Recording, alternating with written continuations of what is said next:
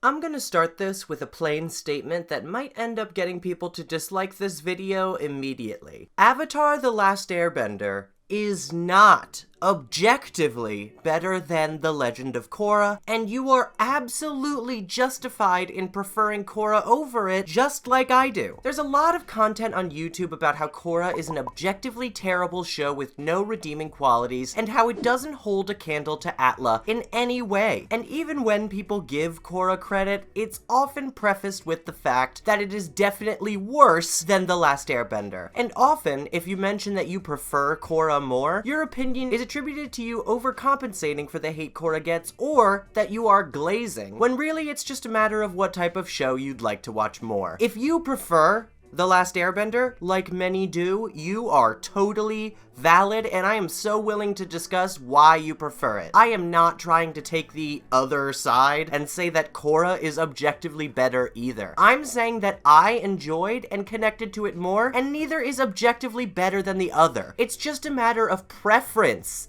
not fact. And I just gotta say, really quickly, some of these videos are just downright hateful. Listen, I'm not here to criticize people's work because making YouTube essays this long ain't exactly easy, let me fucking tell you, but really to say that just don't let anyone tell you what your opinion is, especially for clickbait purposes. You are allowed to enjoy Korra more, and you are valid. That's the main message of this video. Your opinions are valid, and me and some of my close friends personally agree that Korra is better, even understanding why most people are partial towards ATLA. Honestly, I forced myself to watch a couple of these Korra is objectively bad or Korra is garbage videos for the sake of learning further what the perceived issues are with this show, so that this video wouldn't just be me shouting my opinion. And it was really difficult for me. I couldn't watch them all. It genuinely makes me uncomfortable and just sad to listen to people hyperfixate on every issue with a piece of media and acting like their criticisms of the show mean that the show is objectively bad, without giving it any credit, even if I'm not a huge fan of it like I am of this show. And am I saying that Legend of Korra is a perfect show? No. It's rare to find a show that is. Is Last Airbender perfect? No. It truly isn't, and I could hyper-analyze and find just as many flaws with the plot of that show as these essays do with Korra, but personally, I really love Last Airbender, and like I said, I don't enjoy searching for flaws. I prefer to find things to connect to, learn from, and just overall enjoy watching. Not to mention that some of these videos do make valid points. I'm not saying it's all garbage. I think saying that in general is pretty reductive. I'm saying that there's so much more to love about this show than so many people recognized, and a lot of these faults either come down to a matter of preference or a general misunderstanding of what Korra was trying to say, rather than an actual matter of bad writing as so many people attribute it to. I think in general, since Korra takes a much more mature approach to its story and tone, people are subconsciously more harsh and critical of the choices it makes, laughing The Last Airbender's poorer choices as just aspects of a kid's show and not really taking them that far into account. Not all people, or fans of course, but it is a common phenomenon. When Korra is definitely a kid's show too. Yes, it has some much darker themes overall, and perhaps was geared towards preteens and younger teenagers, but it is still a kid's show that was on Nickelodeon.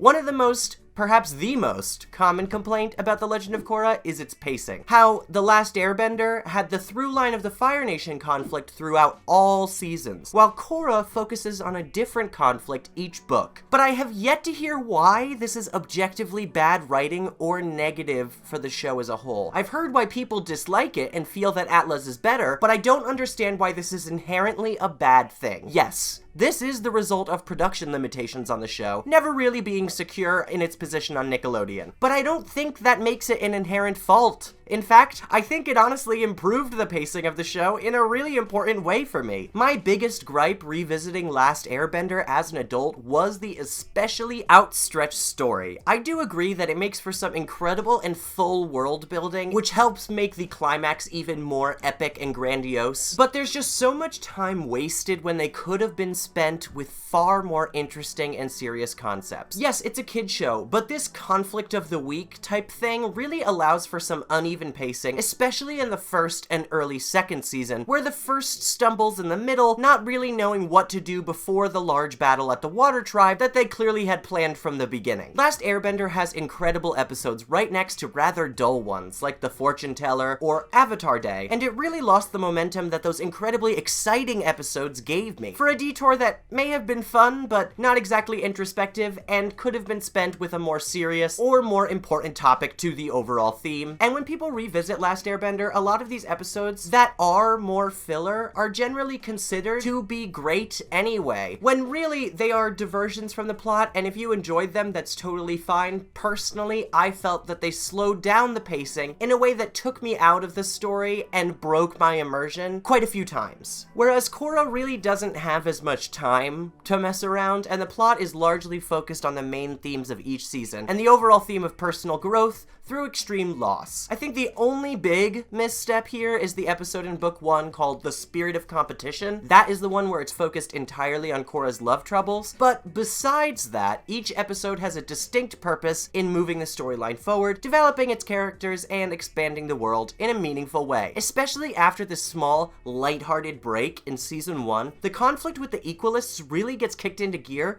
and reaches a breaking point that begins ultimate war in Republic City. And I'll talk more about the romance issues and this specific episode a bit later in the video. I mean, you have to give them credit for how grounded, different, and developed each of these different villains are in each of these seasons, despite the fact that they only have one book to present their ideologies. It's actually really impressive and speaks to how well they're able to pace out each story and develop these concepts forward without having 3 seasons to do so. For me, it often felt like a mini version of The Last Airbender every season, building up to an extremely exciting climax that I was always eager to watch, just as much as I was for the ending of The Last Airbender originally. I also hear the complaint often in this argument about Korra's characters not really getting decisive arcs, which I honestly wholly disagree with, and I think this is really exemplary of one of the reasons these videos lack objectivity. They largely ignore any sort of positive development given to any of the characters. Katara and Sokka losing their mom and going after the man who killed him is genius writing, but Mako and Bolin's arc in book 3 where they meet their family, which honestly contained a scene that made me cry actual tears, is regarded as bland and copy-pasted for some reason. Why? What is the reason that this is copy-pasted while the other one is genius? Mako and Bolin being reunited with their lost family and having to deliver absolutely devastating news, and then moving on with such compassion to be able to comfort them after having already processed this loss and understanding how much of a toll it takes to hear this story. Ugh, it's beautiful, and it makes me cry every time. And while yes, I do agree that arcs like Zuko's show how they planned things out from the beginning while knowing that they had 3 seasons, I think Korra handles its characters in a really mature way that many underappreciate. Even though they didn't know where they could go with it after book 1, they brought Asami's father back in book 4 to further Asami's development and to help her learn about forgiveness, mirroring what Korra learns this season as well with Kuvira. And it also places a nice bookend on Asami's arc, making it come full circle to the point where she can forgive the dad she rebelled against in the first season. And even characters who aren't part of the main crew have concrete arcs, like Lin and Suyin, Tenzin and his siblings, and even Opal, Suyin's daughter. People often complain about what they didn't get, saying, oh, they could have had more this, or they could have had more that.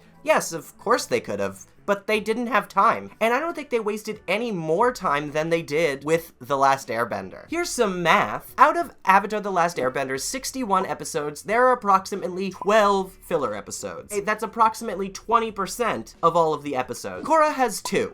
3 if you count Original Airbenders in book 3, which I don't at all. People would have guaranteed complained about pacing if we didn't get this episode bringing us up at what the Airbenders have been up to. It definitely makes the part where Zaheer threatens them more valuable. Not that I think The Last Airbender was a slog or anything, but the idea here is that Korra made the most of what it had, and I enjoyed it more overall for its pacing, even if The Last Airbender has more content for people to generally enjoy. Korra is always moving the main season plot forward in some way, whereas The Last Airbender spends a lot of time with assorted set pieces that often don't advance development. The Great Divide, Avatar Day, the headband being the first that come to mind. Yes, some of them do provide some excellent commentary on the world around them and some great world building, but I don't think those episodes are necessary in terms of the main plot of the show, and I think they could have explored these themes in more relevant plot devices. I think that the Korra didn't establish as much, or Korra didn't have enough time with its characters arguments aren't really true. I mean, yeah, I would have loved more seasons or longer seasons of Korra. Who wouldn't? But what we got was amazing, and just as good as The Last Airbender in my opinion. Korra has a huge supporting cast, focusing on Aang's kids, Korra's friends, Korra herself, and the villains, but they do an amazing job of making all of these individuals feel like concrete people. Bumi and Kaya, as soon as they're introduced, give us so much context about the family dynamics between the siblings, and also bring out a different side in Tenzin that we haven't seen, showing us diverse layers to these characters that some people thought were one note. And saying all these characters are two-dimensional without really citing any of their development is monumentally frustrating to me, especially since they took the time to give Tenzin and the kids of Aang their own arcs and tender moments.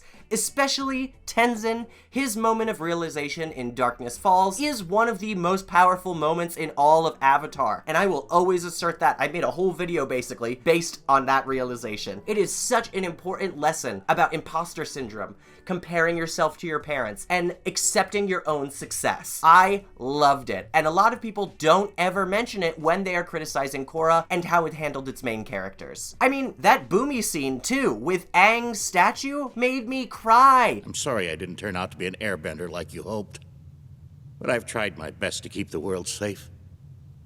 Hope I made you proud.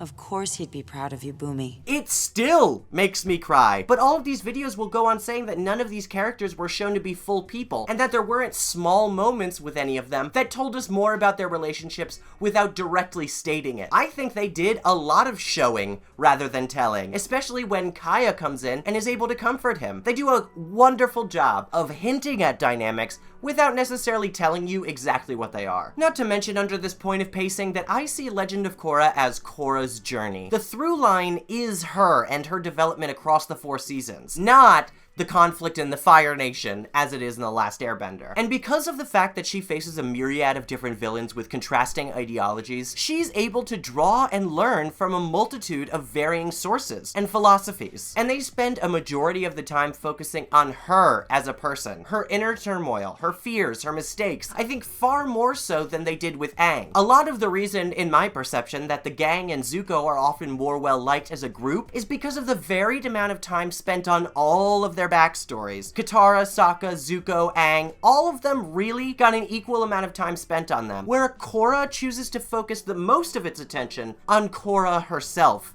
and what she needs to learn, which led to me connecting to Korra far more than I ever did with Aang. Watching her gifted child struggle in the first book as she reconciled her bending abilities with her self-worth was incredible, and such textured writing, even though many people still just gloss over it. And the subsequent season only drilled deeper into Korra's psyche and her image of herself, deconstructing everything she thought was true and showing her a different path, to the point where she becomes an amazingly thoughtful and compassionate young woman by the end of the series. A common criticism for Korra's arc involves her skipping learning through fire, earth, and water by the start of the series. I've listened to people state why they miss the journey that Aang went through and what he learned specifically, but again, I've never heard any reason to consider this an actual flaw. It's like sometimes people write fan fictions in their head and deem their imagined story to be inherently better rather than analyzing what's actually in front of them. Yes, okay, you don't like that we start with Korra at an extremely young age and then flash to her as a teenager knowing the elements. What is inherently wrong about that? Showing her being discovered at a young age shows not only that the White Lotus has evolved, which is important context for the world moving forward, and especially for book 3, and also introduces us to her parents as characters, which we are able to revisit heavily in the second book. Not to mention that it is, I think, generally a good idea to be able to have Korra master these elements and spend time learning things that Aang didn't have to spend time with. Not just airbending, but spirituality, learning about change, recuperation, and balance. There was a lot of lessons that Korra really got to explore further and in more detail than Aang did, because we didn't spend a lot of time with her learning how to firebend, learning how to earthbend, but copy-pasting that that over and having the same story every time is a little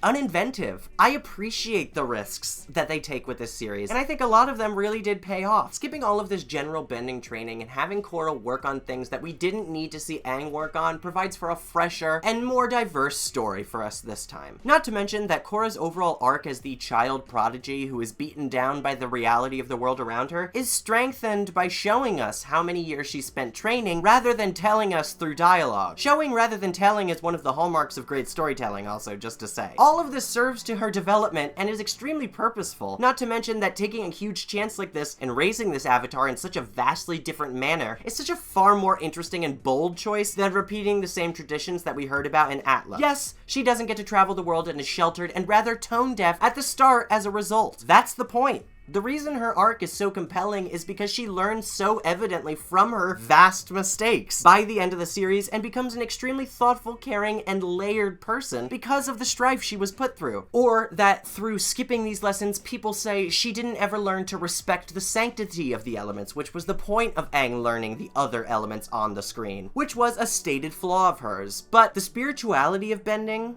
is the entire point of Book 2. Yes, it focuses primarily on her connection with spirits, but spirits and bending are inherently tied together, especially with the lore that they reveal to us in this season. Bending and spirituality are connected, so Korra learning how to respect the spirits attributes a respect to bending, which we see by Book 3. She's literally to willingly give up her own life to protect the new nation of airbenders. She wishes to protect the culture and preserve the ways of airbenders as much as she can, having that newfound respect for Tenzin and what he was able to teach her after the conflict in Book 2. Along these lines, Tenzin this entire time throughout Book 1 was trying to teach her the sanctity and respect for airbending, which we see by the start of Book 2 she still hasn't learned. Clearly, you need more training to grasp the depths of your spiritual connections.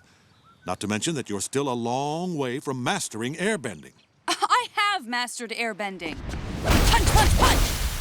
But making this mistake in trusting Unalaq and turning her back on Tenzin helps her to realize just how important everything he was trying to teach her was. And I think a lot of people gloss over that. I don't think either of these approaches is better than the other. Obviously, each has its merit, but personally, I enjoyed how Korra focused even harder on the identity crisis that comes with being named the Avatar, as it was one of my favorite pieces of The Last Airbender, with Aang running from his past, most notably in The Storm. And this allowed them to create a very in-depth story about physical trauma and PTSD that resonated with so many members of their audience. It's honestly the most inspirational Avatar plotline to me, and the fact that people still say Korra was handed everything after Book 4 is simply astounding to me, and I will get more into people not giving Korra any credit later on. And I will also say that if you view the show as the new Avatar's journey, whereas The Last Airbender was more an account of the end of a long war, the fact that the season plots are split up actually aids in Korra's development. I loved watching her face different issues each season and consequently learn completely different lessons from her villains. It allowed the writers to build her personality in a very slow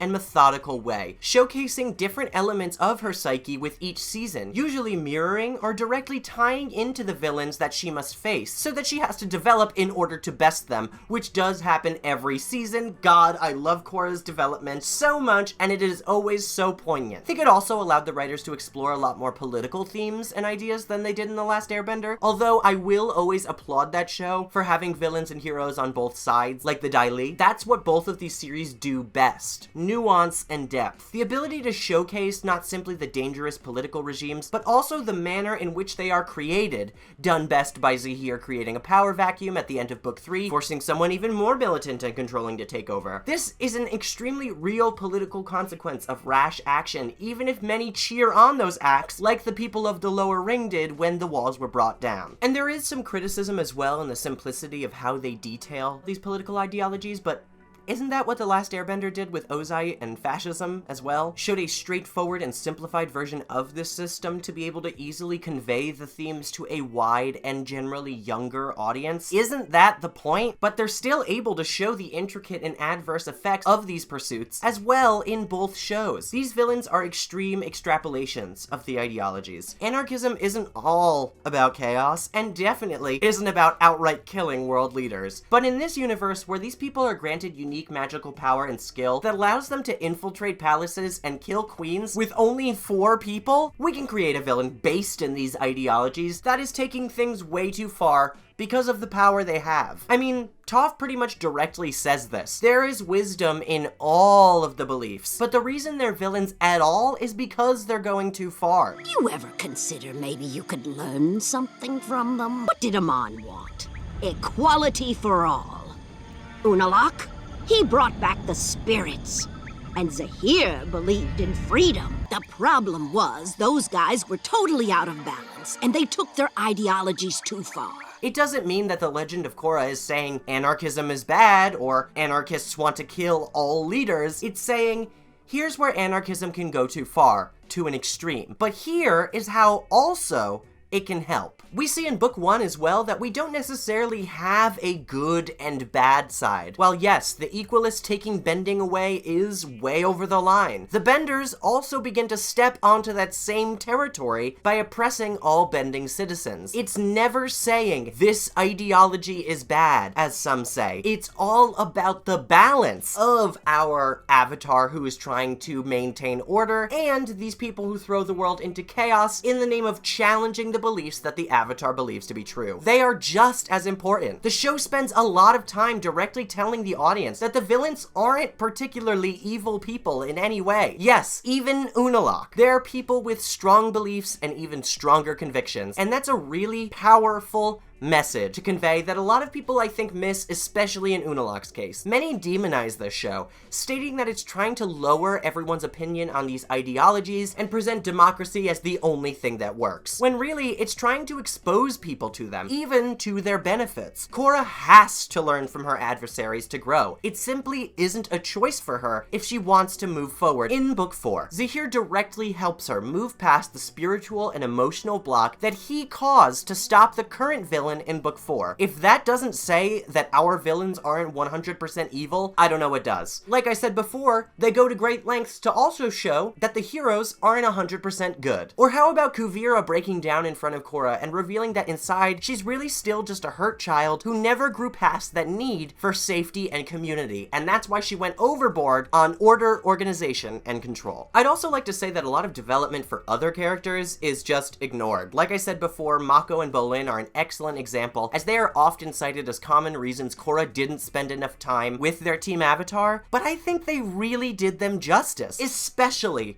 in books 3 and 4. I was not a fan of Mako in the first 2 books. I think that people are right in that the relationship stuff can really get in the way of their development. That is such a valid criticism, but after they move past that, they are able to turn Mako into a character that fits so much better into the overall cast and is a really valued member of the new team Avatar, in my opinion. He went from the brooding, lonely heartbreaker to the humorless and overly serious detective. This does begin in season 2 with his whole lame cop shtick, but I really appreciate in book 3, especially when he mentions he's been reading Janora's books, when he's particular about his logbook during their stakeout, or when he's too specific in warning Republic City and the evacuation. I think Mako is starting a panic. What's confusing? I'm giving very specific instructions. All of this just shows that he's an extremely meticulous and serious person in a more amusing way than it previously established, and it does away with the brooding teenage heartbreaker storyline. And I think that Korra deserves more credit for turning Mako into a character that I actually really cared for and nearly cried for when I thought he might be killed in the finale. That scene is extremely powerful, and Mako does not get enough credit for laying his whole life down on the line to save everyone inside that mech suit. But people will state that Azula's characterization is better than any on this show because of small moments in episodes like The Beach, when she's with Chan, which I don't deny is an incredible scene and is a great way to redefine a villain in so few lines. But Korra is also absolutely filled with these small exchanges as well that say so much about the characters beneath and their actual personality aside from their ideologies. Ghazan and Minghua bonding with Bolin while he's kidnapped, Bolin loving street gruel while Asami literally vomits it back into the bowl, Mako not understanding how to talk to Korra and Asami post-romantic meltdown. There's a ton of them, and it's not just for the main characters either. As for Bolin, he already fit pretty well into the Avatar universe and the team, and is pretty well loved generally among the fans. But you also have to give them credit for making the bold choice to pit him against our heroes in book 4. Using the optimistic, sometimes easily manipulated himbo was a genius choice. points, not only for the dynamics in Team Avatar, but for Bolin's development into a leader, not a follower. Not someone who blindly puts faith in a symbol. He sees how dangerous that is with Kuvira, and is able to realize and discern right from wrong on his own, which I thought was a really powerful message about maturity, growing up, and taking your own stance instead of following the people around you. Bolin was sheltered for much of his life by Mako, who was trying to protect him, and that really shows in their dynamic in even the earlier seasons, which is why this development for both of them in Book 4 is so necessary. It takes that central concept of them being orphans and Mako constantly taking care of Bolin and using that to inform decisions and mistakes in the present. It's just so wild to me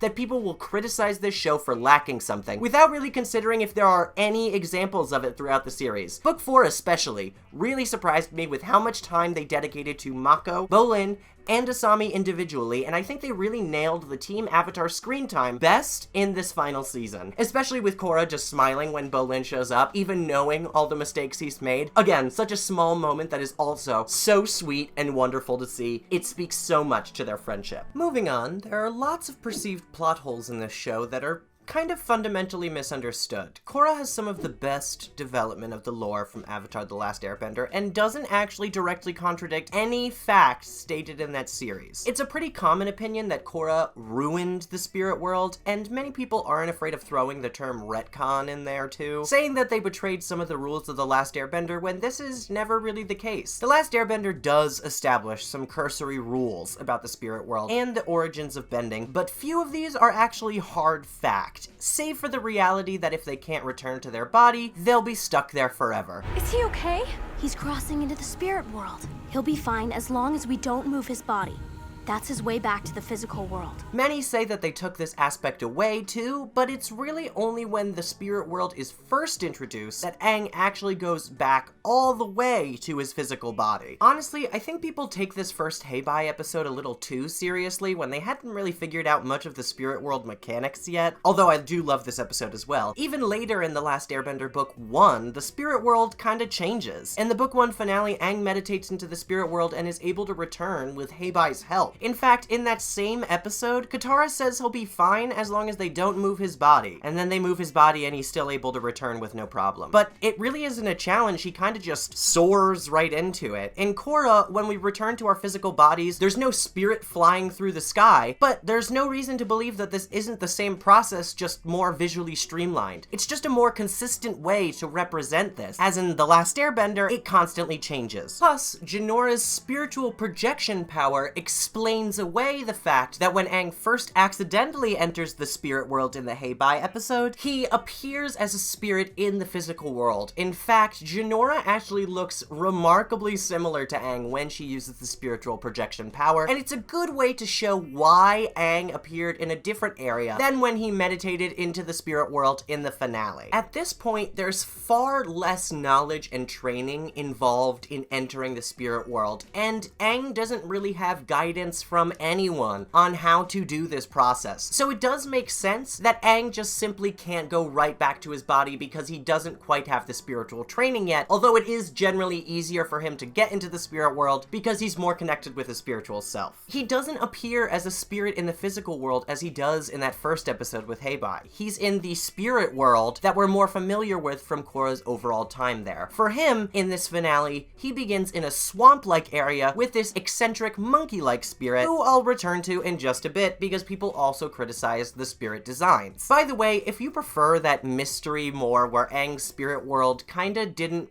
necessarily make sense or couldn't be explained or had hard rules, that is totally valid. I just prefer the hard set rules because it gives me a clear perspective of the goals and consequences for mistakes when we're actually in the spirit world itself. How to control it, how to mold it, and for villains, how to take advantage of it. And I also feel that it retains enough of the mystery with the transitions between spirit world locations and the relationships between the spirits that still feels unexplainable enough, just with a few more well-established rules as we learn more and more about the spirit world and have more guides in that area, like Iroh. Also consider the fact that Last Airbender generally doesn't utilize the spirit world all that much. The reason why it is so mysterious is because after book 1, it practically drops off the face of the earth until Roku needs to exposition Aang to death again about his relationship with Zuko. In Korra, establishing these rules helps it be more relevant to the plot and not just really a scapegoat when we need lore or something to be explained to us. I think Korra's use of it is actually a lot smarter, but again, that's just my opinion. I'm not saying it's objectively better. People also use Heibai, or often Ko, the face stealer, as a model for what spirits should be and look like, as opposed to the talking characters in the spirit world that we see in Korra, completely ignoring this dude in the spirit world when Aang first gets there in the book 1 finale. He has the exact disposition that most of the spirits have in Korra as well. A little bit rude and impatient for humans, speaking English, and resembles generally human mannerisms. Spirits are unexplainable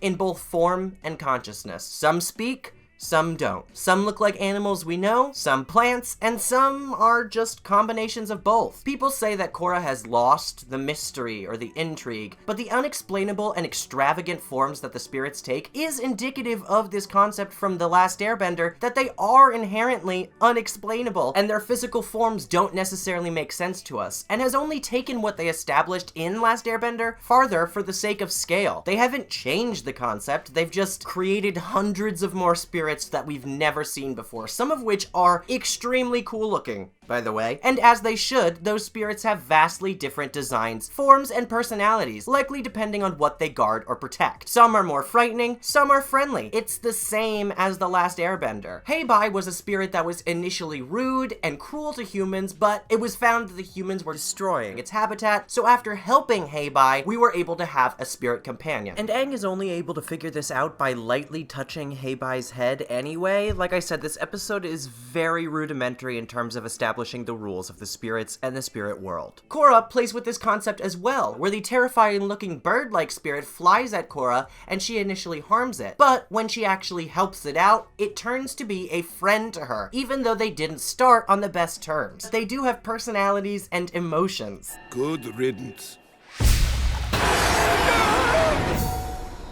I will agree that Ko, specifically, is definitely the scariest spirit because of his unique concept. Giving him a history with one of the past avatars he stole the face of Korrak's wife is insanely smart too, but I think it's equally impactful for the avatar to have histories with spirits as allies, such as the one we meet in Wan's flashback that dubs him Stinky. But I also find this eel-like spirit immensely cool from Korra, and he definitely retains that wise and mysterious aura while not being the cuddly spirits that many don't seem to like the designs of. I've seen a lot of comments depicting Korra's spirits as either overtly terrifying or very, very cute. Well, I don't think that's the case. While yes, both of those ends of the scale do exist in Korra, I think there are some in the middle that are just odd. Not cute, not horrifying. There are some that are so huge and horrifying they're like a Lovecraftian monster. And then there are some that are so tiny you wonder what purpose they even have. And that was the same in The Last Airbender. I never knew what this monkey dude's job was, but he certainly has one. And it is still shown in Korra that spirits have a place in the physical world, watching over the wilderness and preserving nature, when Tonraq destroys the sacred forest in the north and ends up unleashing the spirits on the northern tribe. This is a direct consequence for destroying their habitat, just like the episode where Heibai was introduced. Not for nothing, but Wan Shi Tong is also still around, retaining the memory of how Aang's group crossed him for good reason, and using that against the Avatar again, leading to one of the largest crises in Avatar as a whole. And it's pretty awesome that that comes back, and that Wan Shi Tong is consistent with his reasoning. I fully understand and believe why he would side with Unalaq here. He spent his entire life studying and respecting the spirits, and Wan Shi Tong respects that intense study. Does it mean that Wan Shi Tong is an evil spirit? No, we know that all he really cares about is the respect of his knowledge. Unalaq has shown more to respect that. So, in aligning more with the spirit's goals, that spirit will side with them, and I appreciate them keeping that consistent from the library episode in The Last Airbender. In this vein, it's also said that Korra's spirits are either good or evil, with no other seemingly higher moral processing or their own values, when that's just not the case. There are terrifying and unexplainable spirits that despise humans like the one Tenzin provokes in Darkness Falls, or or the one that plunges and separates Korra and Jinora from one another. And then there are ones who are more goofy, like the one that Wan meets. All of these spirits can be influenced by light or darkness, order or chaos, Rava and Vaatu, but they are still their own personalities and figures with their own needs and wants. That has not been changed at all. Rava and Vaatu are simply the ultimate forces in the spiritual world that can affect the behavior of these spirits as they grow in power. Because they're not supposed to grow in power, neither of them is good or evil, they're supposed to balance each other out. Many people consider Vaatu an evil spirit, which is just misinterpreting everything they tried to establish about Vaatu himself. Vaatu and Rava are eternally intertwined. Chaos cannot exist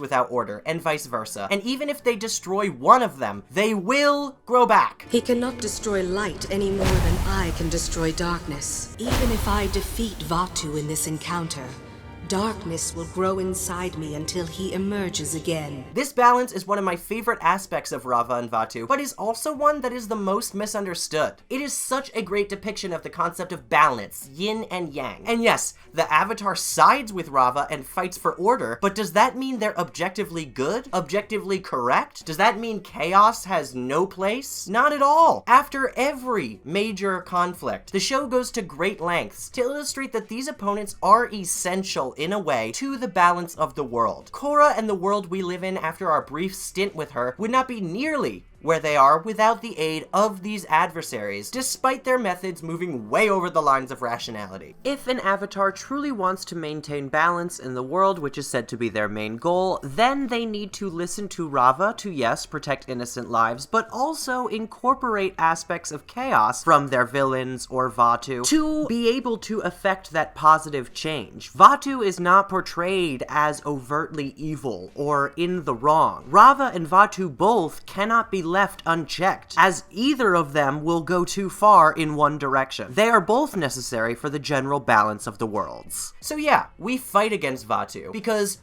overt chaos would cause destruction and death, but chaos is also a catalyst for change, as we see with the book that follows this conflict. And as Tenzin says, change can be good or bad, depending on our point of view. It's not overtly in one moral direction. You didn't ruin anything. You did what you thought was best for the world, and now things have changed. Change can be good or bad, depending on your point of view.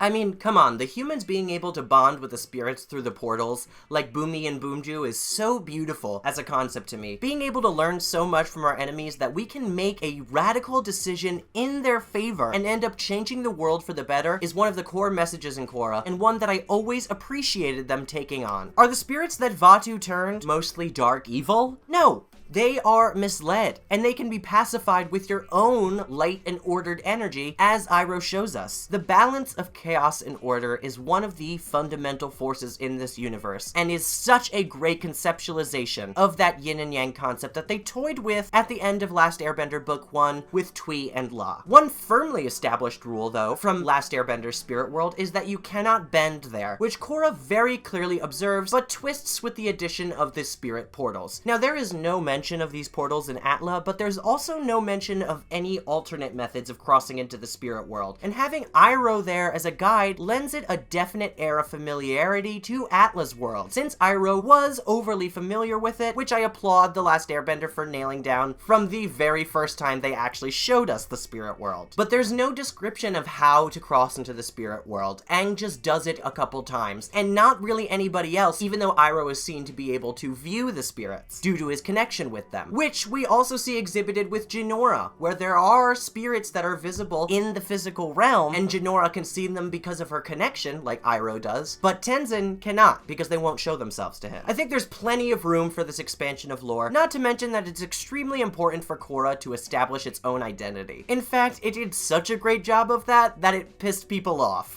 I appreciate the risks that they took during Book 2, and how much concrete universe logic was added to our environment. I'll get more more into Book 2 overall later and these choices because it's also one of the highest points of contention among fans, and also happens to be one of my favorite books in Avatar and is severely underrated. In addition, establishing these rules allows for a more intricate and involved use of the spirit world in the main plot, even after Season 2 and Harmonic Convergence. Unalaq is able to use the spirit portals in a way to be able to force Korra into opening the other and allowing his goals to come to fruition, again, causing one of the largest scale conflicts we've seen in this world ever known. Adding that lore grants us the ability to use the spirit world in a more centrally plot-relevant way other than just receiving information. Another spirit rule that people love to mention to discredit Korra as a whole comes from Yue, who states that the first waterbenders watched how the moon controlled the tides and then learned how to do it themselves. But this is not referring to how they obtained the power of the elements. It's referring to how they learned to control them and actually bend. The moon was responsible for their intricate control over the water, and their further understanding of the nature of how to bend. It isn't breaking any lore, it's expanding it. We see in Beginnings Part 1 that the lion turtles could give humans the power of the elements,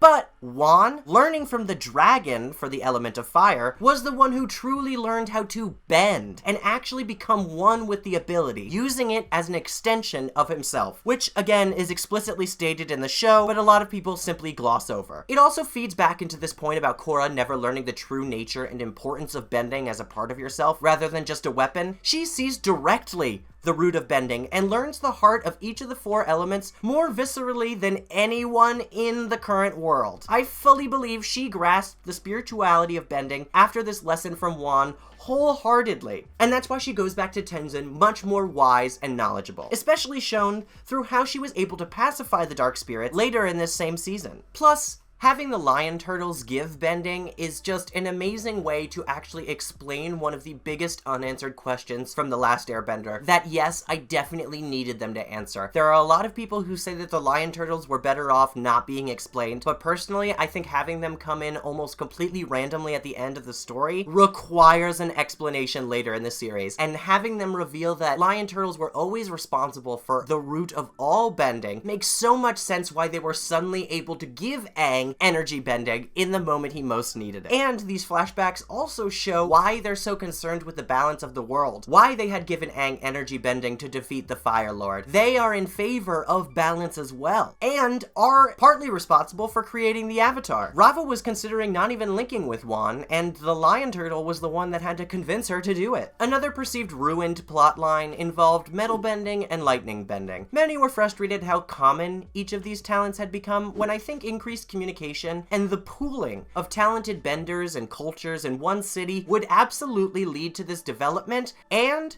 is actually incredible world building and writing. It's not as if it doesn't take a talented bender to learn these skills, but it is learnable nonetheless. And Toph has stated that she created a metal bending academy, which we also see in the comics, to teach earthbenders how to master the skill. Being able to produce classes of metal benders and then send them back out into the world is bound to lead a whole generation of metal benders who learned the art from birth, as we see with Su Yin Beifong's children. And I think bridging this gap between Korra and Avatar The Last Airbender by having Toph put in effort to expand this skill makes total sense. The fact that it is so useful for industrialization also would drive people to hone this skill even further. Where there is money, there is going to be effort. And involving this, I've seen complaints about Bolin specifically, and how lava bending seems to be a skill he's born with, but he just can't metal bend. Again, though, plainly stated by Toph, Bolin could learn to metal bend, given proper teaching and discipline. It's not as if these skills are bestowed upon people at birth. Naturally, as all humans are, some are strong in certain areas, while they lack skill in others. But that doesn't mean they can't train in the areas that they're lacking and become better than anyone who is innately talented. Sure, lava bending came easier to Bolin, but just because that skill is more suited to his skill set doesn't mean metal bending is entirely impossible, and it definitely doesn't mean that the two skills are mutually exclusive or that you get them from birth. And this is the same for lightning bending. There are those who will find it easier than others, but ultimately it is an achievable skill, even for those who struggle, just like Zuko did when he was trying to learn it. And I can imagine the pressure to be able to earn a stable living in Republic City absolutely added to that. As we can see, there are many struggling to make ends meet all over the Republic who would have jumped at the possibility to make make their firebending a paying job. Like I said before, industrialization is likely also a huge reason for this, and it is so smart that these two specific subsets were the ones that were developed so heavily, because they clearly have such a crucial use in the modern world in the development of industries and in turn creating profit. Plus, having these two subsets that we already know of being more standardized and still special but generally not one of a kind allows and makes room for even more specialized forms of bending, subsets that take bending to an even higher level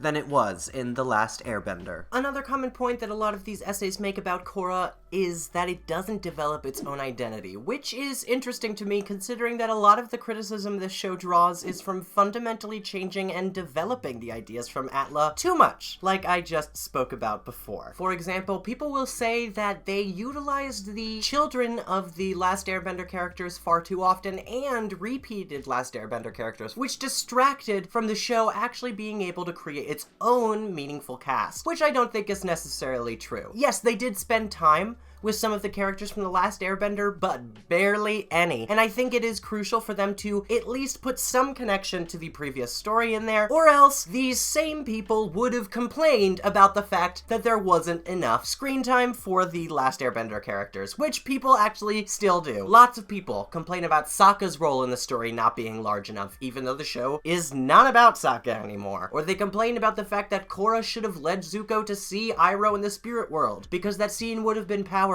See, this is what I'm talking about when I say people write fan fiction and they assume it's better than what we actually got. Korra doesn't have time to do that. She had to go deal with some terrorists, okay? It is not her job to walk Zuko into the spirit world and reintroduce himself to his uncle. So again, I think this show did a good job of including some characters from The Last Airbender, a few connections and flashbacks, just enough to make it feel connected, or they utilize these characters in a more teaching role so that the skills that the main characters learned from our previous cast seem more earned and more valuable, coming directly from the mouths of the people we were rooting for in the last series. But they still didn't utilize them too much because the characters of this new show, as I say, I often connected to more, such as Korra herself. I mean, what about also Korra and Rava's bond and the revelation of the entire Avatar lore? I think that sets it apart from Last Airbender quite a bit, but still is rooted enough in unexplainable events from that show, such as the Lion Turtle, that it feels like a solid connection and explanation, and one that works upon scrutiny. If that turtle was responsible for giving Aang energy bending to preserve balance, it absolutely makes sense they'd be responsible for bestowing the original elements onto the citizens of the world, even if it couldn't only be them, as the people themselves must learn to use bending as an extension, as I mentioned before. Not to mention that whenever you see Korra in the public market, she and Rava are always linked in a way that is never shown with Aang. This is something that has always been a part of the Avatar, but is attributed to Korra as a show exclusively, giving Korra her own unique connection to the Avatar role and separating it from The Last Airbender in a major way. Specifically, one of these moments I love is when Rava returns to Korra after Zaheer guides her into the spirit world, stating that she's always been inside of her. Korra just needed to find and connect with her again. It's such a powerful message for her to be able to find the spirit of light inside after so long feeling disconnected with herself due to avoidance because of the fear that was instilled from her past experiences. And it reinforces Rava's final speech to Wan at the end of his life, which also is one of the most beautiful scenes in the Avatar series and details the relationship between Rava and the Avatar so wonderfully. I'm sorry, Rava. I failed to bring peace. There wasn't enough time. Don't worry. We will be together for all of your lifetimes. And we will never give up. And it is an excellent use of the new lore they've developed and creates an own unique connection, as I said before, with Korra and the Avatar spirit. Plus, right out of the gate, they strike a different tone with Republic City, creating a distinctly different 20s-style American atmosphere, complete with industrialization, new sports, and evolved forms of bending. And yet, all these get criticized too. That's the thing about Korra as a show, it just can't catch a fucking break. When they moved past the city and explored the world around them, people complained that this tone was abandoned, which I also have to disagree with. I think while yes, Book 2 moved onto the water tribes, which were structured relatively the same as The Last Airbender, despite the major improvements in the South, they still held on to Republic City's overall feel with the storylines that were set in that city. I don't think they ever abandoned it, and whenever we return to Republic City, that tone and style always comes back. The set design, the music, always portrays what they were originally trying to establish, including all the way to Book 4. That being said, it doesn't mean that culture was established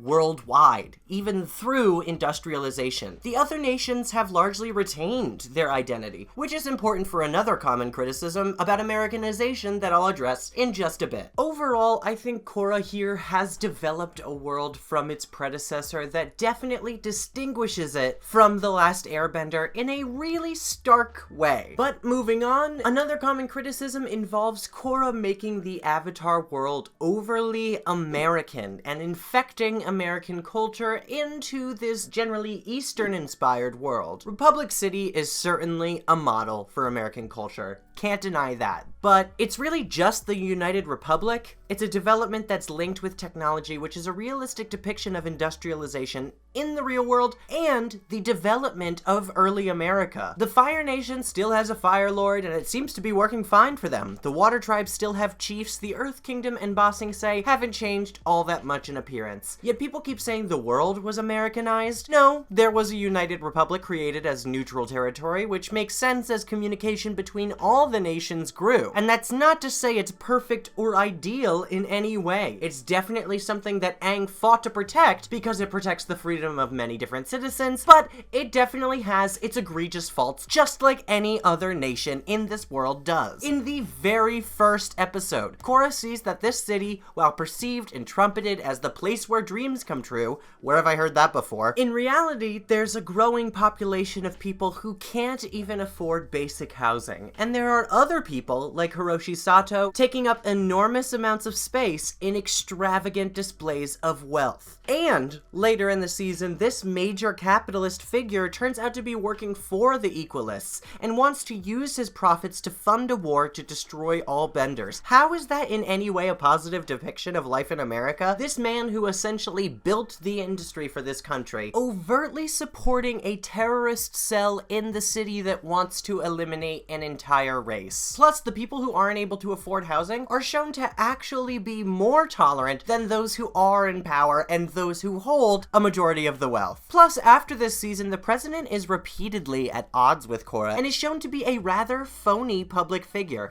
even requesting the very weapons that Kuvira threatens against the city, not understanding how that could cause even further destruction. That is actually excellent commentary on weapons of mass destruction and America feeling superior to other countries in terms of handling and using that sort of technology. And we only receive further evidence of this superiority when he refuses to help in any way, even if the crisis might extend to the world in the future, for fear that he needs to protect his country first. He's not thinking for the better of all citizens, just his citizens. If anything, both of these series go really far to show the viewers that no system is necessarily perfect. In The Last Airbender, even against the Fire Nation, there were villains in the Earth Kingdom willing to sell the Avatar out, who is their only hope, to make a quick buck, as well as the fact that the Dai Li were just generally corrupt and overtly sided with the Fire Nation. As much as people like to say the show says democracy is always better, it really doesn't. It certainly shows the benefits of a more democratic system to provide the structure of order while retaining freedom and the cultural identities of each state, which proves to be useful for the rather expansive Earth Kingdom. I love the focus on Yai in Book 4 specifically. I wish we had more time to delve into the individual states, but it was really smart to at least get a closer look at one and how it loses its identity when an emperor drapes their flag over all of them at once. It also builds the world of the Earth Kingdom out in a fascinating way, showing that even under the monarchy, likely due to its insane size and scope, many of the region's felt and developed their own identity and specific culture. It's a very nuanced portrayal of a nation, instead of just showing everyone as Earth Kingdom citizens and have everyone have their interests aligned per whatever nation they're in. And this is strengthened by the addition of Zaofu in this show, who has a completely unique look and style separating from any other Earth Kingdom city we've seen thus far, establishing its own identity just like Omashu did. Even the clothes and the citizens themselves, the buildings, are distinctive. There's so many great design choices and specific details involved in creating a diverse population inside the Earth Kingdom to exactly convey why it is better for Wu to step down at the end of this book and allow the states to elect their own leaders. I mean, after the events of Season 2, Korra doesn't decide to remove the chiefs from power in either of the tribes. She understands the cultural importance of the chief and the long history attached to it. She also understands that despite the need to separate from one another, the system has largely been working. She states in the Season 2 finale that the Council of Elders appointed her father as the chief of the Southern Tribe, which means she wasn't even involved in the process. She allows these nations to retain their own identity and to truly do what is best for them. And you can't deny that the South improved massively from where it began in The Last Airbender, and it would be smart not to stifle that development in any way. And the Fire Nation is left untouched. They're not trying to cancel out their old world or Americanize it at all. The nations are simply evolving as the years move on, as all nations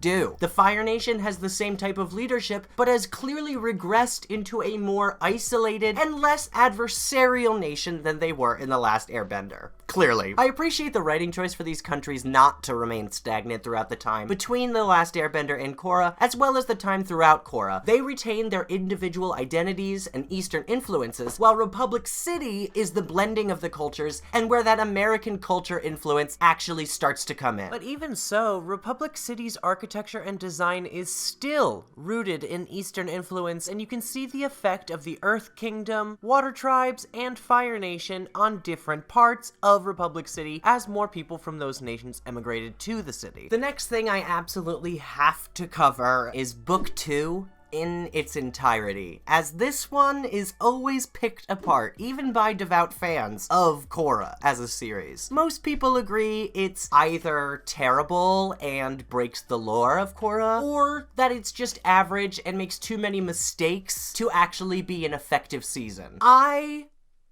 completely disagree. This is a hill I will forever die on. And you know what? If you dislike this video for my opinion, that is totally fine. But I will always stay saying Book 2 of The Legend of Korra is far better than everyone says it is. And it remains to be one of my favorite stories within the Avatar universe, especially with the Civil War storylines colliding with the battle at Harmonic Convergence. There's two large opinions when it comes to the plot of Book 2. The first half is a mistake, or the second half is a mistake. Personally, I feel that both of these storylines are completely necessary to contribute to the overall theme of the season, and having the conflicts side by side allowed them to explore these concepts more in depth and connect them in fascinating ways. Specifically, the connection between Korra's personal and human ties to her duty as an avatar allows Korra to directly consider what is most important to her as a person, not as a figure, a savior, a protector, just a human teenager, which she is, and nobody treats her like one. She's expected to be this moral paragon, and it doesn't help feeding her ego when we treat the Avatar as more than human. When the Civil War breaks out in the South, she struggles to maintain a neutral position, as is her stated duty by her uncle, who is actively manipulating her, by the way, which a lot of people don't really consider during the first part of Book 2, just calling Korra really irritating when she is really frustratingly caught in the middle of her two duties as a human and an avatar. Unalaq tries to convince her that she must break all of her ties to her humanity. He even expects her to stick with him after he throws her father in jail. Like, it is absolutely ridiculous, but Unalaq fundamentally cannot understand Korra choosing her human connections. He expects her to leave her family completely behind, as he does his. We see in the guide that Unalaq has essentially forgone any sort of tie to his own humanity, allowing his children to be injured for the sake of his goal and not really caring that they were in the process. He's given away these pieces of himself, bit by bit, starting by betraying his brother for the sake of power. That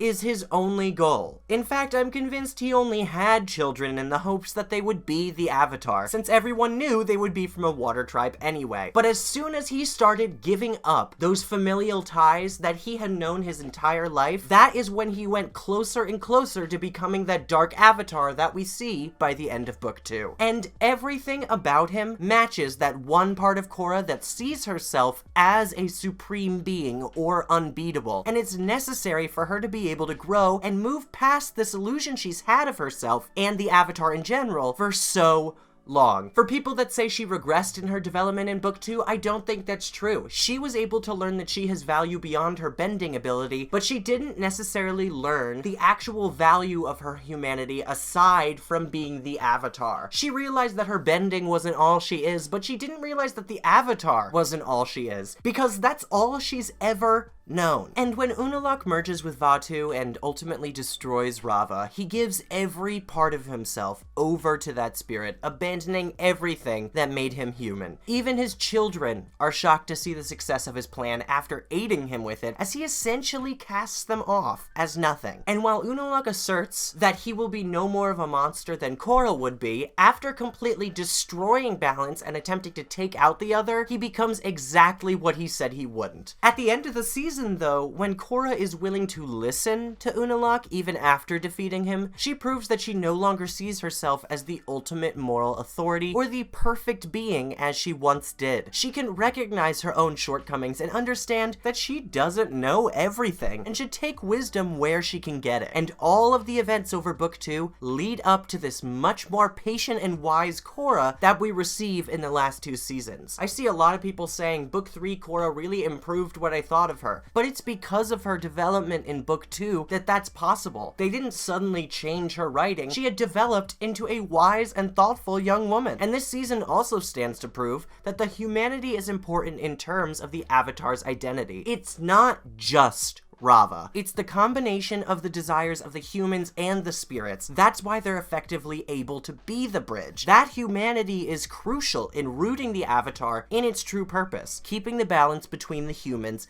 and the spirits. I also enjoyed exploring this dynamic of being the family of the Avatar, as this is completely uncharted ground for the viewer. Trying to work through a relationship with people who are supposed to be in charge of you when you're this supreme powerful being, or at least that's how you see yourself, and that's what everyone else tells you to be, is extremely difficult and a very interesting connection to dive deeper into. And I think it was genius to pair this with Unalaq as a villain becoming the Dark Avatar, because it was really able to highlight why Korra's familial connections are so important. And that drama at the beginning of the season may annoy some people, and they will say Korra is being bratty, but I genuinely feel for Korra being caught in the middle of her duty and her family, and not understanding which way to go. She doesn't know who's telling her the truth. I mean, her uncle is her family too. But her ultimately choosing her family and her humanity allows us to see why the Avatar is so effective as this bridge. And listen, if you think Book 2 is overly simple with the 2 Avatars fighting at the end, that's fine. It's your opinion, but the season has so much value in terms of Korra's overall arc that people often skip over, as well as introducing some fundamental aspects of the Avatar spirit itself and exposing one of the most beautiful stories in all of Avatar. Not to mention that the light Avatar versus dark Avatar might seem exceedingly simple, but that aspect of balance is simple. It's 2 forces that complement and contradict each other enough where neither of them is completely destroyed or is ever completely in charge. But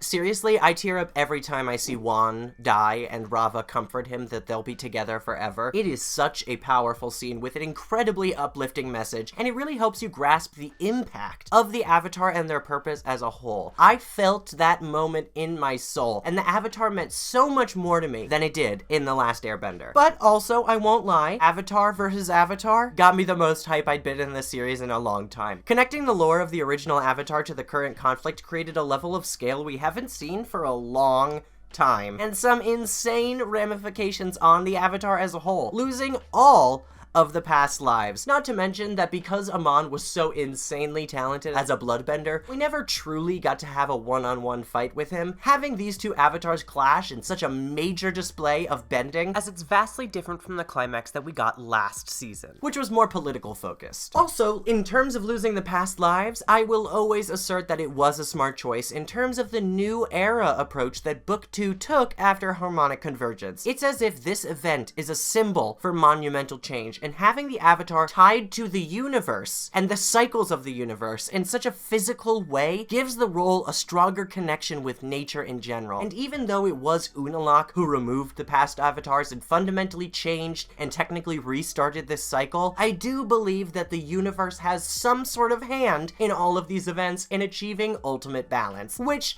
I like as both a mysterious attachment to the world around us, but also as a physical representation of what the Avatar is trying to achieve, and that the universe will always adjust to this state of balance. And along those lines, Korra essentially did the same thing to Vaatu himself, basically pacifying his spirit and essentially delaying his return for another day, because as Rava states, he will grow back inside of her. I think a common misconception about what we're trying to do during Book 2 is to defeat Unalaq and that Unalaq is in the wrong, when in reality we are fully aware that that is 1, not possible, and 2, not the case at all for his spirit. Another point I see often discussed online is whether or not Korra got bailed out every time. Is she a bad avatar overall?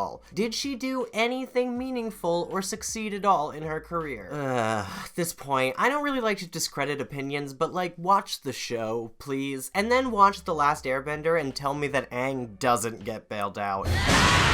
I don't mind the lion turtle at all, as they clearly had bigger intentions in terms of the lore with that one, but the rock. That rock! And again, I don't just want to rag on The Last Airbender as if this is retaliation. I'm simply trying to point out that both of these shows have their own faults, and no one's incorrect in their opinion, including those who like Korra more, few as they may be. While the show does have its flaws, I think The Last Airbender does as well, and despite them, they're still 2 of my favorite shows of all time, because of how monumentally they succeed in world building and characterization every single time. Aang returning Korra's bending at the end of Book 1 is one moment that a lot of people cite as her being bailed out without any work on her part, as well as her suddenly achieving airbending. Now, there is a theory online that over the course of Season 1 that Korra became in touch with each one of the chakras that Aang had to become in touch with in order to unlock the Avatar state.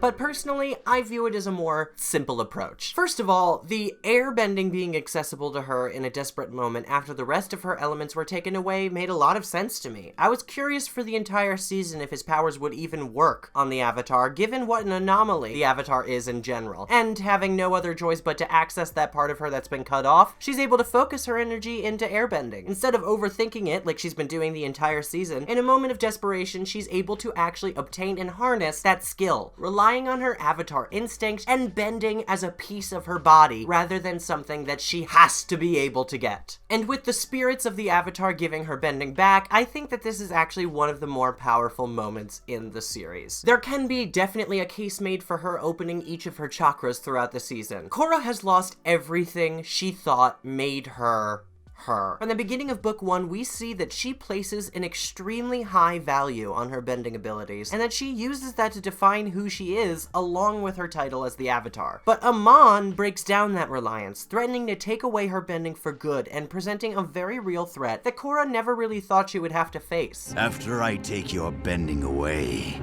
you will be nothing. And after he actually takes her bending from her, Korra reaches the lowest point she's ever faced, and even considers ending her own life, reincarnating into the next Avatar who would have all the elements again, presumably. Ultimately, though, she inches away from the cliff's edge in this finale, unable to throw her life away like that, saying that she has value besides her bending abilities. And because she reached that ultimate low and still found the strength to keep going, Aang comes to her and gives her bending back, Or more accurately, Rava gives her bending back, and she's able to access the Avatar state because this is the first moment where Korra actually viewed herself as a human being and came into contact with her own soul, spiritual self, and wants aside from what she was told to do since she was a child. And it makes sense that the Avatar spirit could hold the bending and then subsequently give it back, even after bloodbending has blocked it in terms of chi. Even after they combine, the spirit still holds those abilities and can restore them from this anomaly.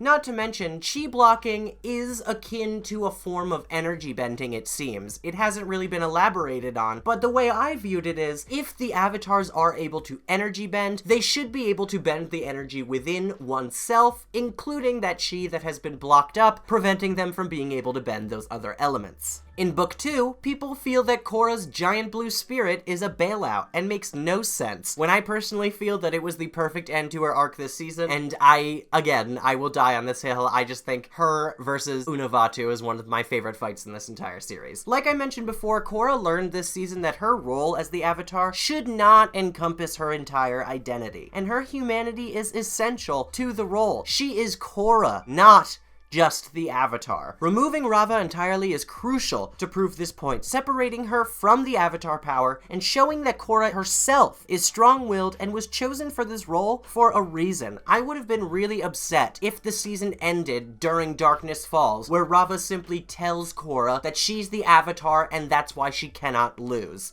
She is Korra besides the Avatar. If anything, she is Korra first. She was able to use her own spirit, her own resolve, to fight against chaos and regain Rava, saving the Avatar line from destruction. Which brings me to a huge point. It's not her fault she lost Rava in the first place. Stop victim blaming Korra, please. She did so well in that fight. There is not much more she could have done to prevent that. Not to mention that there is no way she would have been able to predict that Unalaq would be able to suck Rava out of her. But this realization is what allows her to move forward more thoughtfully, and to eventually decide to leave the portals open. She learns that she doesn't know best, and that Unalaq may have at least been partially right. This leads to the Air Nation coming back, which is one of the most positive developments in the entire series, and one that Aang would have been excessively happy with, which even Zuko states on camera. I don't know why she doesn't get more credit for this major win. It is entirely because of her will and the growth she has gone through thus far, being able to be thoughtful enough to listen to her enemies and understand that they may be right about certain aspects. Also, it's explained vehemently that during harmonic convergence, the spiritual energy is strengthened by an enormous amount. It stands to reason that Korra, sitting in the center of the tie between the two worlds in the Tree of Time, would be able to harness this power, especially since presumably the lion turtle gave the Avatar energy bending with Aang. So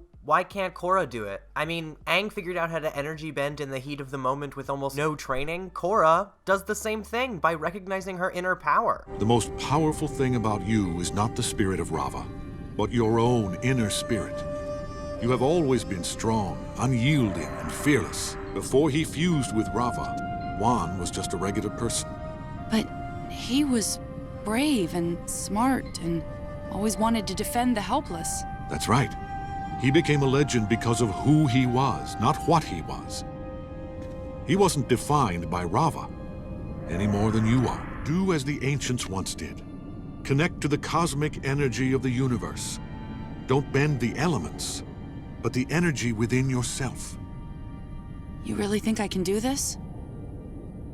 I have no doubt. I feel like a lot of people don't let Korra take bold steps. Aang merging with the ocean spirit to become this giant fish monster is totally fine without any explanation. But Korra bending her own energy, representative of the entire arc that she's been through this season, and being able to defeat chaos with her own spirit is a bailout? I don't understand why, and I don't understand why it's silly either. I thought it was incredibly awesome to see, and such an epic and huge scaled battle. Something that Avatar hasn't really done since Aang merged with the ocean spirit, which is a scene that I still love to death. It is so terrifying and awe-inspiring, and I felt the same thing while watching Korra. Jinora is often seen as bailing Korra out, but I really never saw it this way because they had been building building Janora's importance and role this entire season. And I think when you dedicate screen time and slowly build Janora's spiritual abilities to the point where she is able to do this incredible feat,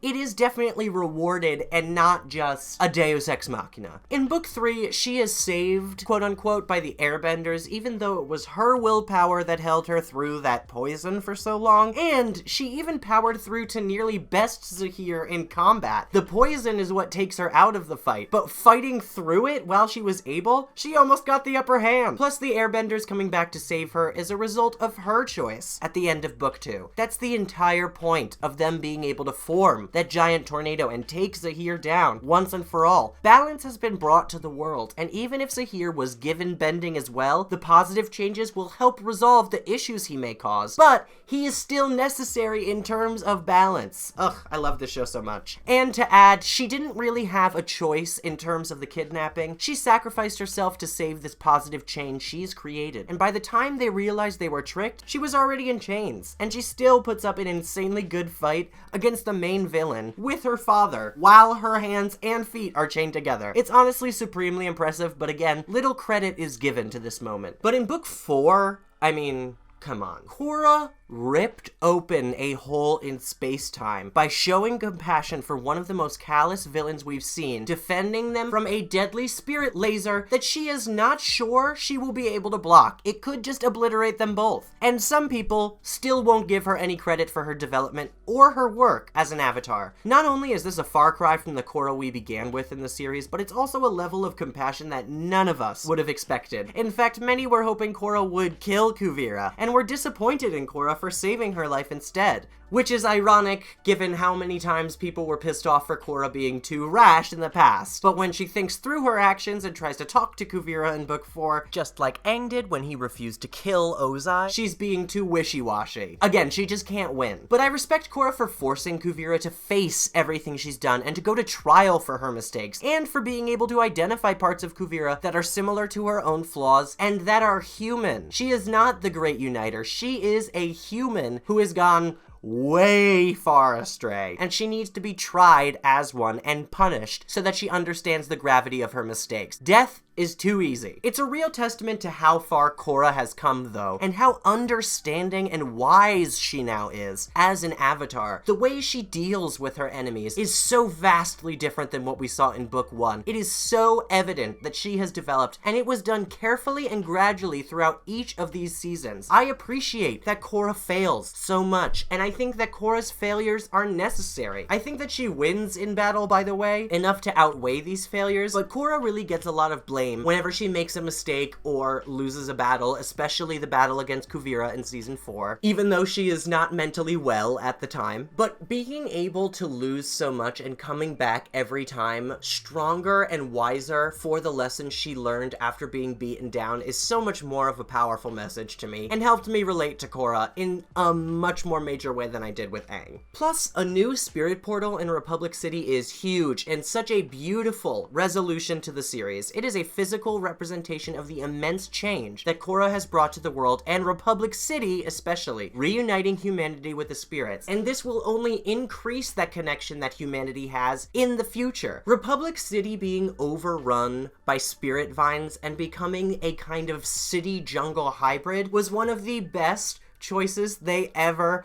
made. They turned this kind of metropolis into a haven for both spirits and humans, and it ended up becoming a true symbol of unity, not just for humans of different nations, but for humans and spirits as a whole. Plus, it's just so amazing that in an act of ultimate compassion, after months of abuse between the humans and the spirits, thanks to Kuvira, a new portal forms right in the center of the city, almost as a reward, a way to improve relations that were damaged during this conflict. Another major complaint that I see with The Legend of Korra is the mechs and technology aspect. Not only that Republic City has advanced way too far for the amount of time that has passed during The Last Airbender, to those people really quickly, I would ask, in The Last Airbender, there were so many new inventions and vehicles being made, they were on the brink of an industrial revolution. And when technology booms, it is exponential and it moves faster and faster. So it absolutely is realistic that Republic City could be built during that time. One of the complaints that always frustrated me specifically is about the super weapon that Kuvira builds in Book 4. It really overshadows a lot of wonderful storytelling and an intense as hell climax because of a simple creative choice that some people just don't like. And some people are like, oh, the mech is terrible, so Book 4 is terrible. If you don't like the mech as a choice, that is totally fine. I completely understand why people think that this is over the top, being a bipedal mech, a very anime-like choice, which, by the way, isn't the show kind of known for that? But Avatar is also known for these exaggerated uses of technology and CGI in their battles, which is, of course, supremely important, as technology's value and influence in wartime increases every single year. Here's an example of a fun yet subtly ridiculous contraption from ATLA. Remember these vehicles in the Day of the Black Sun? They acted like caterpillars and were able to lift up their entire front, crest over a building, and then crush them in between the two halves of the vehicle. That to me is equally ludicrous as the incredibly intricate mech that Kuvira builds with her metal bending hub in the head, utilizing the meteorites and both liquid and solid metals to maneuver the giant bipedal robot, which is surprisingly sturdy. But I do love them both as concepts. They are wacky, yes, but they are such interesting uses of mechs and vehicles that are still based in nature and biology. Yes, I get Kuvira's might be more boring to us because it's based on human biology, but I think it's good to use this symbol as a representation of her crusade against the spirits, cutting the spirit vines, not generally caring about nature as a whole and being humanity first. But at some point, it's just about suspending your disbelief. It's stated in the show where Kuvira gets the materials from the domes in Zaofu, and it's explicitly shown how the inner mechanisms of the suit work. Its design as a giant humanoid creature, in my opinion, helps to depict the overwhelming scale and power of the weapon she's created. Not to mention that they could just cut the rail lines and she wouldn't really be able to transport it at all, without that mech being able to walk. And I will add, mounting the weapon on the arm allows for a much wider range for aiming. I mean, this one spread move that Kuvira does across the skyline of Republic City would certainly not be possible were it not on the arm of a mech. If the cannon was simply mounted on a wheeled vehicle, which likely couldn't support the weight, it wouldn't really be able to level the city as severely as Kuvira does with this mech, which is what I was talking about earlier in terms of scale and danger. The reason why this choice is so effective for me personally is because it made the climax all that more exciting. It made the villains seem all that more unbeatable, and like we were fighting against insurmountable odds. But even besides that, people really weren't a fan of the mecha suits that the Satos developed either. Honestly, I personally felt that they were a good way to represent the advancement of military technology, especially since it was shown that it's extremely difficult for benders to handle these mech suits on their own. They presented a very real threat during these battles, and I appreciate the level up, creating further need for someone like Asami, or Sokka in the Last Airbender's case, on the team. A genius inventor who can not only work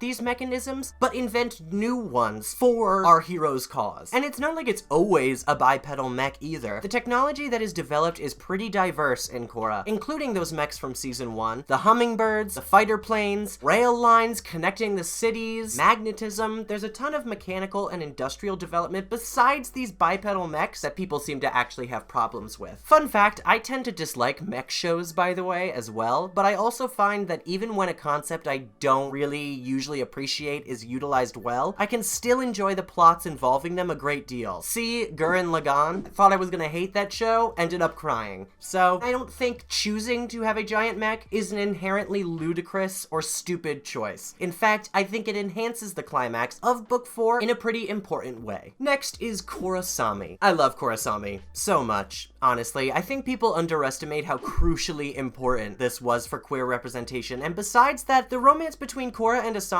is handled in the way that I always wanted Avatar to handle a romantic subplot. That is, don't spend an unbearable amount of time on it. There's not really any overexposure to Korra and Asami's interests in each other. There's flirting throughout books 3 and 4. Asami holds Korra's hand and gets her through her time when she was stuck in a wheelchair. Korra only writes to Asami. They compliment each other on their appearances and blush. There's lots of subtle nods to their developing romance, but no overt subplot that forces them together or takes over an entire entire episode. Hallelujah that they figured out how to do this. Unfortunately, as a result, some people say that this relationship came out of nowhere. In fact, many thought Korra would get back together with Mako in the finale, which is kind of laughable to me, but I'm sorry for all those people on Tumblr who are hoping for Korra to come back. But honestly, I think part of this is just assuming that they wouldn't be bold enough to make the choice to have Korra be with another woman. Not homophobia, just the fact that most people consider the default state for other people and characters to be straight. So we're not exactly thinking that Korra dating Asami is even a possibility. But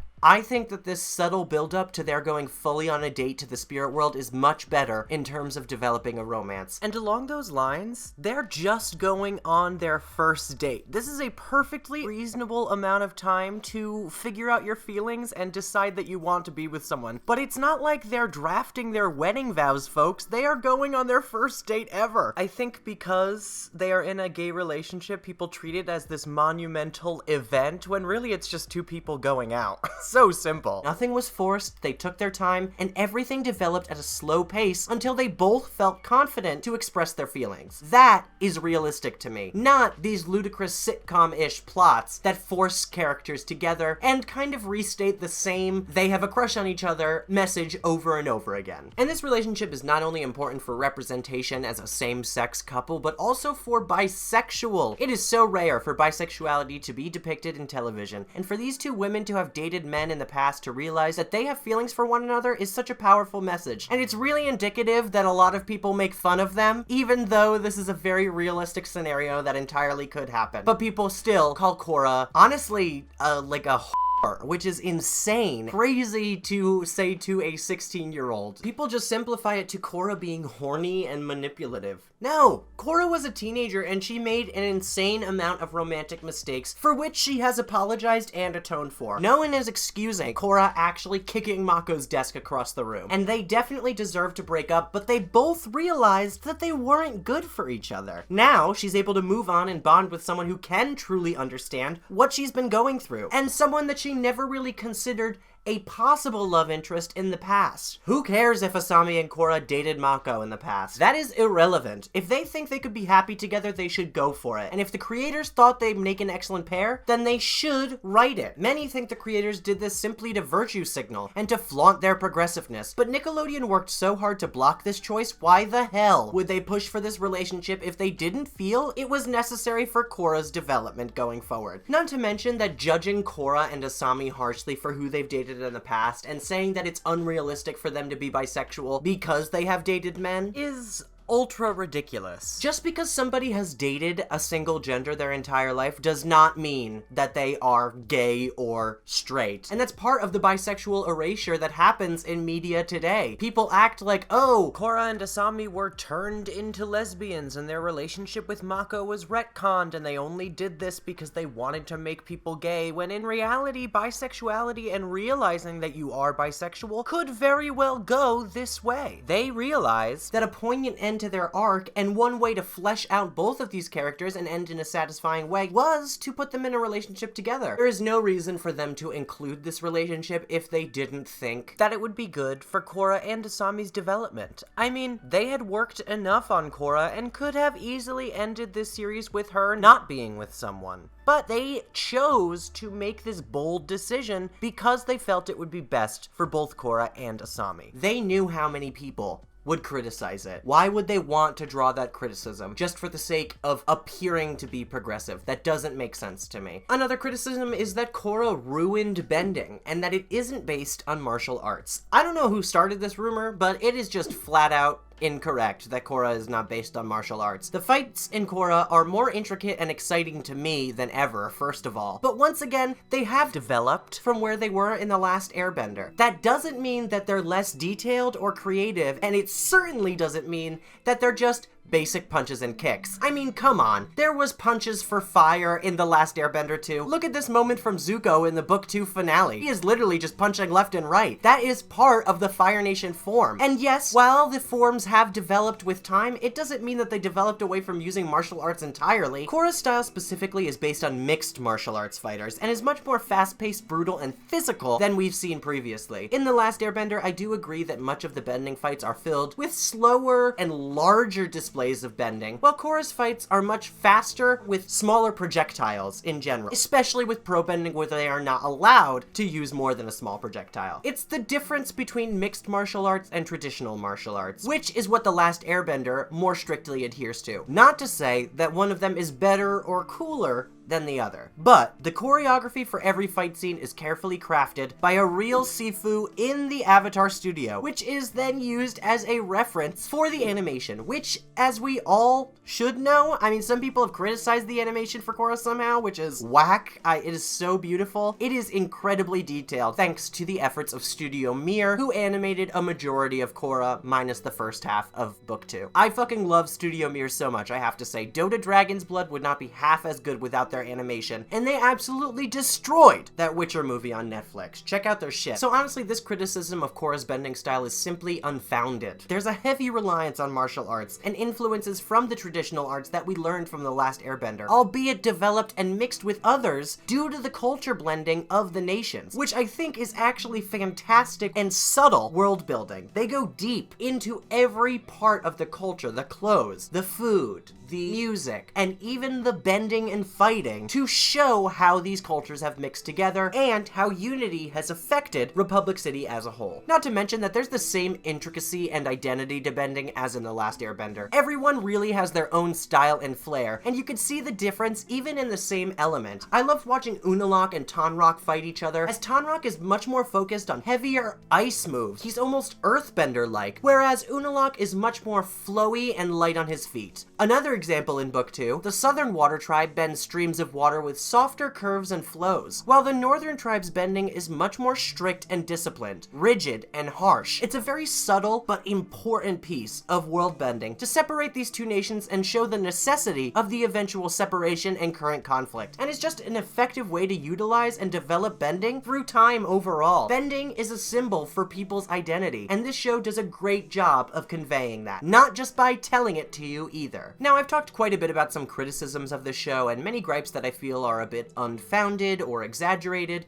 but I will give these reviews some credit and say that one thing that they do often get right is the romance arcs being messy in this show. I completely agree. The romance arcs are not my favorite thing at all either, but their role in the story is greatly inflated by those who dislike them, and honestly, the romance stories in Avatar: The Last Airbender were just as frustrating as a detour from the far more important plot. Just as it is in Korra, it's hard to care about these teen or kids' love lives when there's an actual war going on in the background and people are suffering. Not to say that there's no place for romance at all, but like many others, when entire episodes are dedicated to one character having a crush, it really takes up time that could be spent on more interesting concepts that build the world out further or develop the conflict in a meaningful way, even if both of these shows do an incredible job of that already. And I had the same feeling for Korra, where in spirit of competition, we took a romance detour before the story got more serious. Like I said, neither show is perfect with this. One thing I will say about Korra, quote, dating every member of her team, which isn't true. She never dated Bolin. That's an exaggeration. They like went out to dinner once, and Korra wasn't even looking at it as a date. Is that it's honestly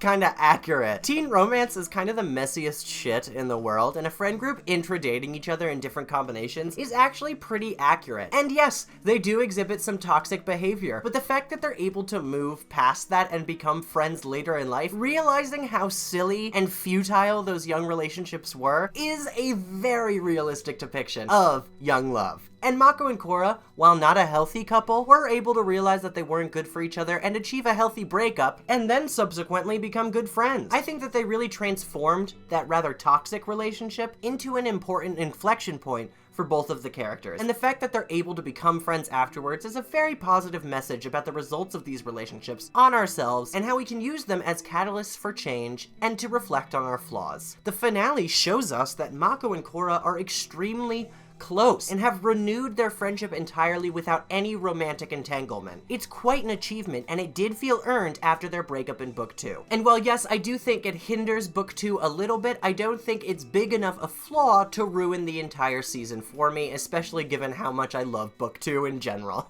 I do think they could have focused less on it, and I do think they made some missteps, but I also think that they used what they had to create a very healthy friendship in the end, and that is some impressive writing. But with Bolin in Book 2 specifically, yeah, they wrote this relationship poorly. There is no debate about that, and it is for sure a flaw of the show. Bolin is in an abusive relationship, and it is treated like a joke in Book 2 because the media has a problem with sexual abuse and harassment against men, and a lot of times, before the internet was more publicly critical towards these things, when men would get abused by women, it would be portrayed as a joke. But the role that this plays in the overall story is minimal, and is absolutely gone after this season. Yes, it is a definite flaw. Take some points away from Book 2 for containing it in the first place. I absolutely agree. Do I think it is a major flaw and ruins Book 2? Not at all. I am able to look past this plotline, even if it is a definite mistake, and these essays have a right to call these writers out on that. Afterwards, they do work hard to build a healthy relationship for Bolin with someone who uplifts and supports him, helping him realize what actual affection is. To me, it seemed like they realized the mistake after Book 2 at having Bolin kind of make up with Eska at the end of the season and confess his love, and then they use his relationship with Opal to convey that he didn't really know what a true relationship was by that point. I'm just saying that I personally am able to move past this flaw, especially with how they dealt with it later in the series and ended up depicting healthy relationships as the end game for each of these characters. I just want to enjoy the many, many things this show does actually get right,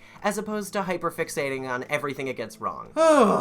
Okay, I just had to get this video out of my system at some point, as evidenced by the fact that it's so long. This has been on my mind for like a decade. Overall, I'm just really tired of saying my opinion of liking Korra more is insane or wrong, when it really just comes down to a matter of preference for the type of show you're looking for. They each have their faults, they each have their strong points, but ultimately, like Iroh says, if you look for the dark, that's all you'll ever see. If you go into Korra expecting it to be terrible, looking for every single flaw you can see, while you go into ATLA in utter bliss, ready to rewatch the best show of all time, yeah, you're probably going to find more faults with Korra than you will with The Last Airbender. I found so much to appreciate and connect to in Korra, and it became one of the more meaningful shows of my teenager years and helped me healthily develop and form relationships. And preferring Korra for the type of show that is the split up 4 seasons versus ATLA's 3-season-long arc against the Fire Nation, is a valid preference, and one is not objectively better than the other. And Korra herself is just inspiring. I reflect on her journey as a character often, and am always in awe of her resilience and ability to accept change in her life. Change is so fucking scary, guys, and this show was one of the biggest pieces of media that helped teach me to not naturally fear it and to accept change as something that can be good or bad. I don't long for times gone by, and instead am trying to make the best of my life as it has developed thus far, and to accept any change further to come. Korra is called the avatar of change for a reason. It's a show about things moving forward, whether you like the direction they move in or not. Even Korra overtly says to Bolin that the developments that happen in the show are not a good or a bad thing. It depends on who you ask. But change is nonetheless important for balance, and is a natural part of life that we all always will have to deal with. There's no avoiding change. And I think that this show helping us become more accustomed and attuned to it is really important.